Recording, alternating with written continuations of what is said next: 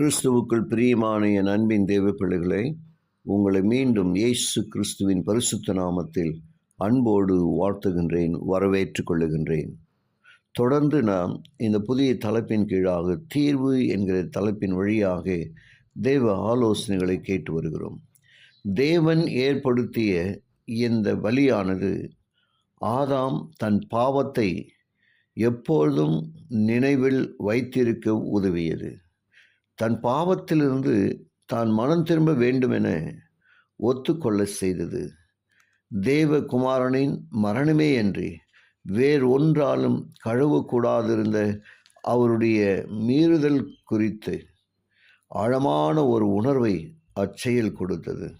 பாவத்தை மீட்பதற்கு அவ்வளவு பெரிய ஒரு விலை கிரயத்தை கொடுக்கவிருந்த நிகரற்ற அந்த தயவையும் ஈடு இணையற்ற அந்த அன்பையும் நினைத்து அவர் பிரமித்து நின்றார். ஒன்றுமறியாத பலிமிருகத்தை ஆதாம் கொன்றபோது தேவகுமாரனின் இரத்தத்தை தன் கையால் தானே சிந்துவது போல ஆதாமுக்கு தோன்றியது. தேவனுக்கும் தேவ கட்டளைக்கும் தான் உண்மையாக இருந்திருந்தால் மரிக்க வேண்டிய அவசியமில்லை என அவர் புரிந்து கொண்டார்.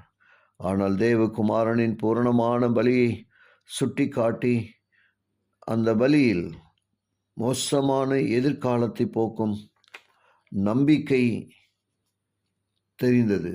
முற்றிலும் நம்பிக்கையற்ற நிலையை அது போக்கியது. ஆரம்பத்தில் ஒரு குடும்பத்தின் தலைவர்தான் தன் குடும்பத்தில் ஆசாரியராக கருதப்பட்டார். பிறகு மனிதர் பூமியில் பெருகிய போதுதான் தேவன் நியமித்த மனிதர்கள் இந்த ஆராதனைகளை மக்களுக்காக செய்தார்கள். பலி மிருகங்களின் இரத்தமானது தேவகுமாரனின் இரத்தத்தை சுட்டி காட்டியதை பாவிகள் உணர்ந்து கொள்ள வேண்டியிருந்தது. பாவத்தின் தண்டனை மரணம் என்பதை பலிமிருகத்தின் மரணம் எல்லாருக்கும் காட்ட வேண்டியிருந்தது. பாவிகள் தங்கள் குற்றவாளிகள் என்பதை ஒத்துக்கொண்டார்கள்.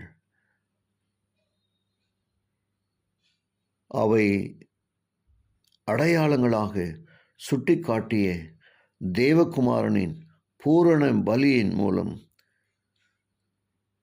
தங்கள் விசுவாசத்தை காட்டினார்கள். தேவகுமாரன் பாவத்திற்காக பலியாகாமல் தேவனிடமிருந்து உங்களுக்காக எந்த ஆசீர்வாதமோ ரட்சிப்போ கிடைக்கக்கூடாதிருந்தது. தம் பிரமாணத்தின் மேன்மையை காப்பதில் தேவன் கண்டிப்புடன் இருந்தார்.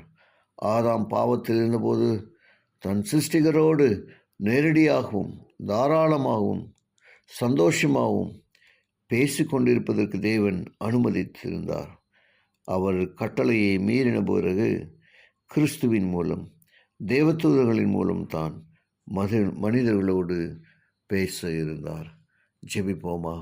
கிருபையுள்ள நல்ல பிதாவே, உமக்கு நன்றி சொல்கிறோம். உடைய வார்த்தையின் வழியாக நீர் எங்களோடு கூட இடைப்படுவதற்கு ஸ்தோத்திரம் அப்பா.